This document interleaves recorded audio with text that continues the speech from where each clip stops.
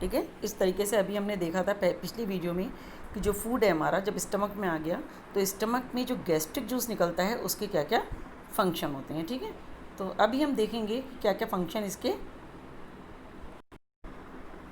ये देखिए, जब फूड हमारा स्टमक में आ गया तो स्टमक में निकलता है गैस्ट्रिक जूस, जैसा आपको लिखा दिख रहा है आगे गैस्ट्रिक जूस। तो गैस्ट्रिक जूस 3 चीज़ों का मिक्सचर होता है, पेप्सिन एंजाइम, डायलेट HCl और म्यूकस। Clear it? ठीक है, इन तीनों चीज़ों के मिक्सचर को हम कहते हैं गैस्ट्रिक जूस। ठीक है, अब इन तीनों के फंक्शन देखिए क्या होते हैं। पेप्सिन एंजाइम का काम होता है प्रोटीन को, जो भी आप प्रोटीन खाते हैं जैसे कि आपने दाल खाई या आपने पीनट्स खाया, तो जिसमें भी प्रोटीन होती है उस प्रोटीन को पेप्सिन एंजाइम पेप्टोन्स एंड प्रोटियोजेज में छोड़ देता है। ठीक है, जो ये सिंपल फूड कहलाता है, जो हमारी बॉडी एब्जॉर्ब कर लेती है। ठीक है, लेकिन एक शर्त होती है कि पेप्सिन एंजाइम एसिडिक मीडियम में ही वर्क करता है। ठीक है, तो एसिडिक मीडियम कौन इसको प्रोवाइड कराता है? ये प्रोवाइड कराता है हमारा डाइल्यूट HCl, जो इसी मिक्सचर में होता है। आपने देखा इसी मिक्सचर में डाइल्यूट HCl भी होता है। तो देखिए, जो डाइजेशन होता है जब फूड का, तो वहाँ पर चर्निंग होती रहती है। चर्निंग मतलब जैसे मिक्सी में हमारा फूड घूमता रहता है। ठीक है, बिल्कुल ऐसे ही हमारे स्टमक में भी चर्निंग होती रहती है। इस चर्निंग से जितना भी फूड था वो सेमी सॉलिड में चेंज हो जाता है, जिसको अब हम काइम कहते हैं, CHYME काइम कहते हैं। अब ये काइम बन जाता है।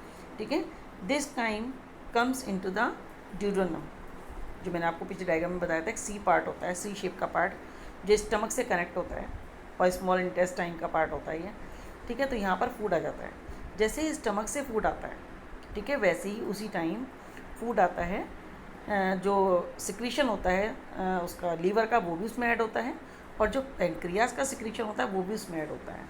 तो ये तीनों चीज़ें एक जगह पर आ जाती हैं। अब इन सबके फंक्शन क्या होते हैं तो देखिए, गैस्ट्रिक जूस में जो HCl का फंक्शन होता है वो होता है कि जो भी जो गैस्ट्रिक एंजाइम है, पेप्सिन है, उसको एसिडिक मीडियम प्रोवाइड कराना, और दूसरा काम होता है जम्स को मारना। ठीक है, इसी में गैस्ट्रिक जूस में एक रेनिन नाम का एंजाइम भी निकलता है, लेकिन ये इन्फेंट स्टेज में, इन्फेंट मीन्स जब ह्यूमन बींग्स बेबी होते हैं तब उस फॉर्म में निकलता है, जब वो फूड नहीं खा पाते, केवल मिल्क पीते हैं। तो उस टाइम रेनिन जो है वो मिल्क को डाइजेस्ट करता है।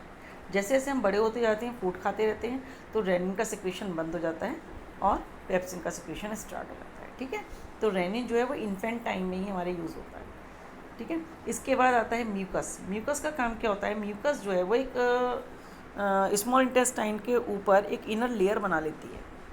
ठीक है, एक लेयर बना लेती है। ये एक कहते हैं लुब्रिकेंट टाइप का होता है। लुब्रिकेंट मतलब एक चिकना सा सब्सटेंस होता है।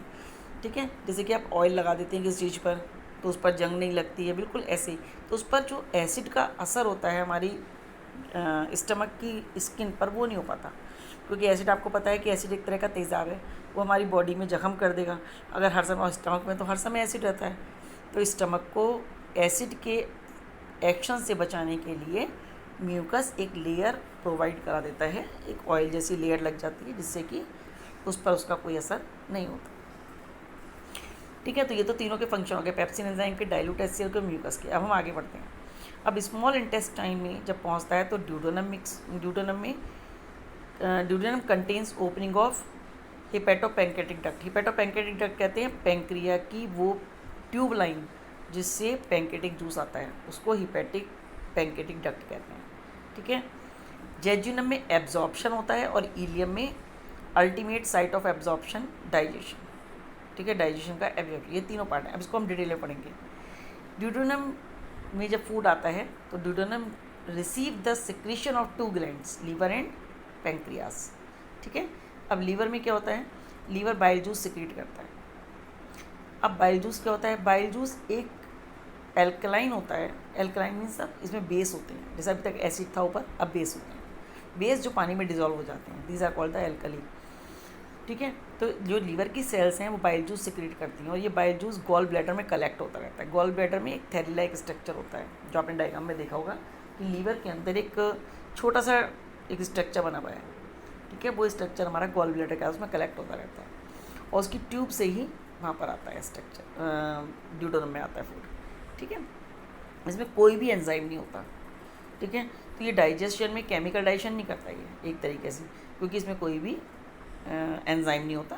अब क्या होता है कि ये इमल्सीफाई करता है फैट को, इमल्सीफाई का मतलब होता है कि अगर आप पानी पर कुछ ऑयल की ड्रॉप्स डाल दें तो एक लेयर बन जाती है, लेकिन अगर आप उसको हाथ से शेक कर दें तो क्या होगा, वो ऑयल की जो लेयर है वो ड्रॉपलेट्स में टूट जाएगी अलग अलग। इसी को कहते हैं हम इमल्सिफिकेशन। ठीक है, conversion of large molecules of fats into smaller molecules of और to increase surface area so that lipase enzyme can work easily. तो ऐसी स्थिति में लाइपेज का जो फैट को डाइजेशन करने का काम है वो ईजी हो जाता है, क्योंकि वो छोटी छोटी ड्रॉपलेट्स में टूट गया। तो ये तो बाइल का काम हो गया। बाइल के दो काम हो गए, एक तो एल्कलाइन मीडियम प्रोवाइड कराना, क्योंकि अब जितने भी एंजाइम्स हैं स्टमक के बाद, जितने भी एंजाइम्स ऐड होंगे वो सब एल्कलाइन मीडियम में काम करेंगे। स्टमक में एसिडिक मीडियम में वर्क करते हैं और स्टमक के बाद एल्कलाइन मीडियम में। तो एक तो लीवर का ये बहुत ही इंपॉर्टेंट काम है। दूसरा काम है कि इमल्सिफाई करता है फैट को। नेक्स्ट आता है पेंक्रियाज। पेंक्रियाज से पेंक्रेटिक जूस सिक्रीट होता है। उसमें 3 चीज़ें होती हैं। एक होता है पेंक्रेटिक एमाइलेज, पेंक्रेटिक लाइपेज और ट्रिप्सिन एंड काइमोट्रिप्सिन। ये एक ही चीज़ है लगभग। ठीक है, अब then food enter into ileum. अब ये अंदर जो लार्ज इंटेस्टाइन के अंदर जो स्मॉल इंटेस्टाइन है ना, सारी आपने देखो बंच सा बना हुआ था, उसमें आ जाता है। ठीक है, अब यहाँ पर क्या होता है, जो पेप्टोन्स हैं जो अभी आपने देखा था कि पीछे जो पेप्सिन ने प्रोटीन्स को पेप्टोन्स और प्रोटीजेस में तोड़ दिया था, ब्रेक कर दिया था, ऊपर देखिए सबसे ऊपर स्टमक में। ठीक है, तो इसी पेप्टोन्स पर वर्क करता है ट्रिप्सिन और काइमोट्रिप्सिन। इस पेप्टोन्स के फर्दर डाइजेशन करते हैं और इसको एमिनो एसिड में चेंज कर देते हैं। It is the simplest form of protein. ये प्रोटीन की सिंपलेस्ट फॉर्म है। यहाँ पर प्रोटीन का कंप्लीट डाइजेशन हो गया। अब जो सलाइवरी एमाइलेज था उसने कार्बोहाइड्रेट को माल्टोज में तोड़ा था माउथ में। अब वही माल्टोज पे वर्क करता है पेंक्रेटिक एमाइलेज, जो माल्टोज को ग्लूकोज में चेंज कर देता है। ठीक है, ये तो हो गया पेंक्रेटिक में। नेक्स्ट आता है पेंक्रेटिक लाइपेज का क्या काम होता है। तो देखिए फैट पे वर्क करता है ये। फैट को पहले बाइल जूस ने इमल्सिफिकेशन करा और इमल्सिफिकेशन जो हो गया फैट का, उस इमल्सिफाई फैट को पेंक्रेटिक लाइपेज फैटी एसिड्स और ग्लिसरॉल में तोड़ देता है। अब यहाँ पर आकर के अल्टीमेट डाइजेशन कंप्लीट हो गया। ठीक है, इलियम में डाइजेशन कंप्लीट हो गया। अब शुरू होता है थर्ड स्टेप। पहला क्या होता है, इंजेशन, इंजेशन के बाद तो डाइजेशन, और डाइजेशन के बाद थर्ड स्टेप शुरू होगी एब्जॉर्प्शन। एब्जॉर्प्शन क्या होता है कि जो स्मॉल इंटेस्टाइन है इसकी जो इनर लेयर है इसमें फिंगर लाइक प्रोजेक्शंस होते हैं। ठीक है, छोटी छोटी फिंगर लाइक प्रोजेक्शंस होते हैं जिनको विलाई कहते हैं। इन विलाई का काम होता है कि उसकी जो इनर सरफेस एरिया है स्मॉल इंटेस्टाइन का उसको इंक्रीज़ करना, जिससे ज़्यादा से ज़्यादा एब्जॉर्ब हो सके फूड, डाइजेस्टेड फूड ज़्यादा से ज़्यादा एब्जॉर्ब हो करके ब्लड में मिक्स हो सके।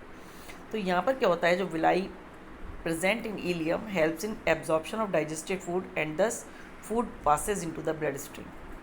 अब ये केवल फूड को विलाई के द्वारा एब्जॉर्ब करके ब्लड में मिक्स करना एब्जॉर्प्शन कहलाता है। अब एब्जॉर्प्शन के बाद क्या होता है कि ब्लड सब सेल में पहुँचाता है फूड को। अब फूड में इसका एसिमिलेशन होता है। एसिमिलेशन मतलब यूटिलाइजेशन। हम उसका यूटिलाइजेशन करते हैं। कैसे करते हैं यूटिलाइजेशन, जैसे कि उस फूड से ग्रोथ होती है, हमारी रिपेयरिंग होती है, डेवलपमेंट ऑफ बॉडी होती है, जो भी हमारी बॉडी का इम्प्रूवमेंट होता है या बाकी के लाइफ प्रोसेस कंप्लीट होते हैं। नेक्स्ट आता है इजेशन, लास्ट इजेशन। इजेशन का मतलब होता है रिमूवल ऑफ अनडाइजेस्टेड फूड। जो फूड हमारी बॉडी में डाइजेस्ट हुआ वो तो हमारा एब्जॉर्ब हो गया। अब जो एब्जॉर्ब नहीं हुआ it is called undigested food, और इस अनडाइजेस्टेड फूड को हम समय समय पर बॉडी से बाहर निकालते रहते हैं। इस रिमूव करने को ही हम इजेशन कहते हैं। अब ये होता कैसे है कि स्मॉल इंटेस्टाइन से फूड चला जाता है लार्ज इंटेस्टाइन में। अब लार्ज इंटेस्टाइन में भी विलाई होती हैं, ठीक है, लेकिन ये विलाई का काम होता है एक्स्ट्रा वाटर को एब्जॉर्ब करना, और ये एक्स्ट्रा वाटर को एब्जॉर्ब करके फूड को फिर से सेमी सॉलिड बना देती हैं। ठीक है, इसके भी 3 पार्ट होते हैं लार्ज इंटेस्टाइन के, सीकम, कोलन एंड रेक्टम, और लास्ट ओपनिंग को कहते हैं हम एनस। सीकम क्या है, along with appendix it is regarded as vestigial in human। ठीक है, इसका कोई खास काम नहीं। कोलन में एब्जॉर्ब होता है water from undigested food. Undigested food में जितना भी एक्स्ट्रा वाटर है उसको एब्जॉर्ब करता है, मतलब हमारी बॉडी वाटर को बिल्कुल भी वेस्ट नहीं होने देती। ठीक है, नेक्स्ट आता है रेक्टम। अब जितना भी सेमी सॉलिड हो गया हमारा फूड अनडाइजेस्टेड वो सब स्टोर हो जाता है रेक्टम के अंदर, और जब रेक्टम फुलफिल हो जाता है तब ये एनस के थ्रू बाहर की तरफ बॉडी से बाहर एक्सपेल आउट कर दिया जाता है। ठीक है, पासेज आउट कर दिया जाता है, एक्सपेल आउट कर दिया जाता है। It is called the egestion. इस तरह से यहाँ तक हमारा पूरा कंप्लीट हो जाता है। अच्छा, जहाँ जहाँ पर हमारी स्टमक में जो है